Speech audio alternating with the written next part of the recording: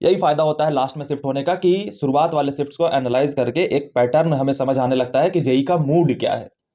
शुरुआत वाले जो बच्चे जाते हैं वो अनप्रिडिक्टेबल गुफा में हाथ डालते हैं कि अंदर से शेर निकलेगा या चूहा निकलेगा। लेकिन एक बात फिर समझ आ जाती है एनालिसिस करके कि जेई का मूड इस बार क्या है। और जैसा कि मैंने कल बताया था कि जेई अब इस मूड में है बच्चा कि पहले जो बच्चे 2-3 महीने पढ़ाई करके सिलेक्ट हो पाते थे, उनका इस बार थोड़ा सा मुश्किल लग रहा है अच्छे परसेंटाइल पे जाना। 99 परसेंटाइल वाली जो 2-3 महीने वाली बात थी वो अब फेल हो जाएगी। तो सीधे मुद्दे की बात पे आते हैं, बहुत छोटी सी चीज है क्योंकि कुछ नया पढ़ने को नहीं कहूंगा और ना ही तुम्हारा कॉन्फिडेंस डाउन करूंगा। तो डरना मत कि वीडियो के लास्ट होते होते मुझे कुछ ऐसी बात पता पड़ जाए जिससे मेरा कॉन्फिडेंस डाउन हो जाए, नहीं, बढ़ेगा ही। थोड़ी सी सावधानी रखनी है कि बच्चा पेपर अनप्रिडिक्टेबल आ रहा है, यानी कि तुमने कुछ पढ़ाई करी है और मन में एक बच्चे का सेंस होता ही है। बच्चे का क्या, टीचर का भी सेंस होता है कि पेपर के इस ये पैटर्न होते हैं तो इस तरीके के पेपर दिखेंगे। लेकिन आप एग्जाम सेंटर पे जाओगे, एग्जाम देने बैठोगे तो कोई गारंटी नहीं है कि आपने जो सोच रखा है उसके अकॉर्डिंग ही पेपर आए। सवाल तो आएंगे ही नहीं। वो जो आपने पैटर्न भी सोच रखा है कि अच्छा फिजिक्स में ये चैप्टर ज्यादा देखने को मिलते हैं तो ये 5 चैप्टर तो पक्का सवाल देता है। करंट इलेक्ट्रिसिटी तो एक पक्का सवाल रहता है, तो ये तो होगा ही पेपर में। और जब आप पहली बार पेपर देखोगे, आपको दिखा है करंट इलेक्ट्रिसिटी से तो एक भी सवाल नहीं है, तो वहीं पे आप पैनिक कर जाओगे कि ये क्या हो गया। तो 28 और 29 तारीख वाले जितने भी बच्चे हैं वो पेपर देने जाएं तो अपनी प्रिडिक्टेबिलिटी को घर पे छोड़ के जाएं। जितनी भी तैयारी कर रखी है तुमने उसमें से सवाल मिलेंगे तुम्हें, लेकिन बहुत सारे ऐसे चैप्टर्स तुम्हें लगते होंगे कि इससे तो आएगा ही आएगा, हो सकता है उससे नहीं आए। ये बात हम पिछले साल नहीं कह सकते थे, पिछले साल हम कभी नहीं कह सकते करंट इलेक्ट्रिसिटी से नहीं आ सकता। लेकिन इस बार मैं कह सकता हूं कि 28-29 को हो सकता है कि ना आए। जैसे हमें लगता था कि रे ऑप्टिक्स से नहीं आते सवाल, उतने पैटर्न नहीं ऐसा था, लेकिन इस बार तो रे ऑप्टिक्स भर भर के दिया है, फ्लूइड भर भर के दिया है इन्होंने। वेव ऑप्टिक्स को तो इन्होंने फेवरेट चैप्टर बना लिया है, इसका फेवरेट पार्ट बना लिया है वाईडीएससी को। डिफ्रैक्शन तो हटाया ही है। चारों पेपर जितने हुए हैं पिछले, वो हाँ, पिछले 3 दिन में जितने भी पेपर हुए हैं उसमें वाईडीएससी का एक सवाल डाला ही डाला है। लेकिन फिर हम वो गलती नहीं करेंगे कि इसे भी हमने प्रिडिक्ट कर लिया और 28-29 को एक्सपेक्ट करते जा रहे हैं कि वाईडीएससी से सवाल हमारा आ ही जाएगा। वाईडीएससी एक हॉट टॉपिक है, अभी तक समझ में आया है। लेकिन जेई जिस मूड में है कि प्रिडिक्शन फेल करने के, और उन्हें भी पता है कि शुरुआत के 3 दिन के पेपर के बाद बच्चे एनालाइज करेंगे और फिर प्रिडिक्शन ना तोड़ दे, तो वाईडीएससी अगर ना दिखे 28-29 को तो भी मत घबराना। सिंपल सी एक बात मेरी मान के जाओ कि अपने प्रिडिक्शंस को घर पे रख के जाओ। और तुमने जितना भी नॉलेज गेन करा है अभी तक, कुछ नया पढ़ने की जरूरत नहीं है। छोटे मोटे चैप्टर्स रिवाइज करना चाहो तो कर सकते हो। जैसे बहुत सारे बच्चे होते हैं जो फ्लूइड ही नहीं पढ़ते, टफ टॉपिक है, तो सोचते हैं कि जितने में फ्लूइड हम कंप्लीट करेंगे उतने में बाकी के मेरे 4-5 हो जाएंगे।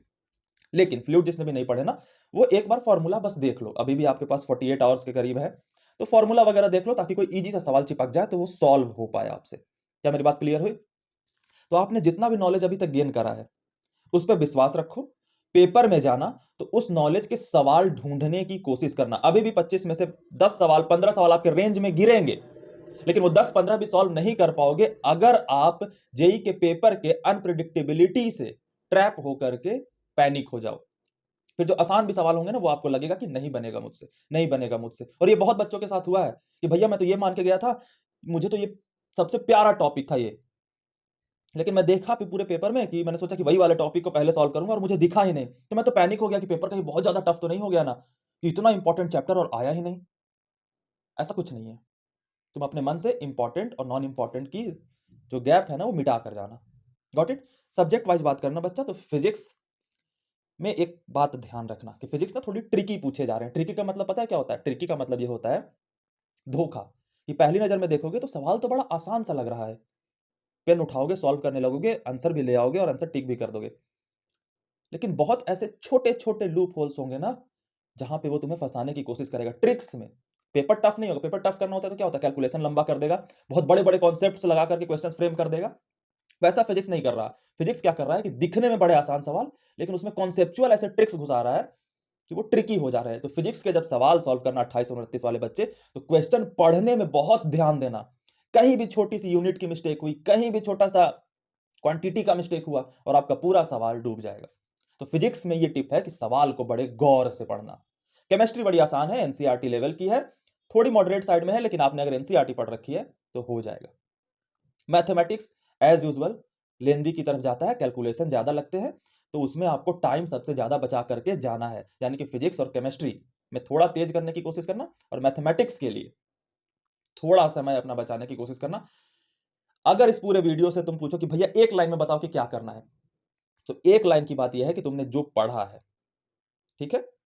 उसको अपने दिमाग में बिठाओ, उसको अपने दिमाग में रखो और जब पेपर देने जाओ, तो पेपर में कुछ प्रिडिक्शन मत करके बैठना कि ये वाली चीज़ आई होगी और ये वाली चीज़ नहीं आई होगी।